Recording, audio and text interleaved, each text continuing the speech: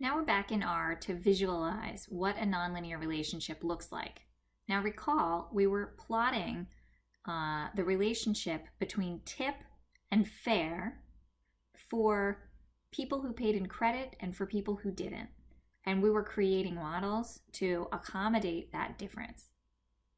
On this scatter plot, you can see those who paid in credit in the blue dots, those who paid in cash in the gray dots, and you can see the various models that we created to best represent that difference or that situation.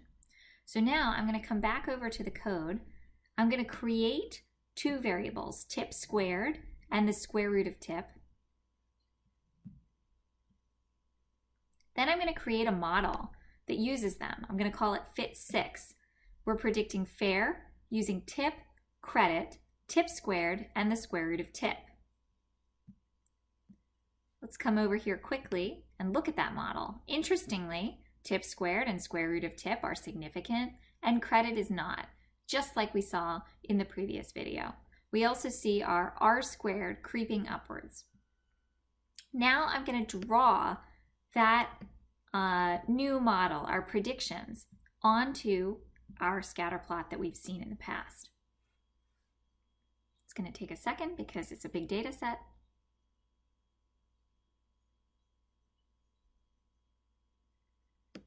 But I want you to see that we've made predictions that have a curved shape. We're no longer making predictions that are rigid and have to stay on a straight line. With interaction terms, we could make predictions that were on two different lines.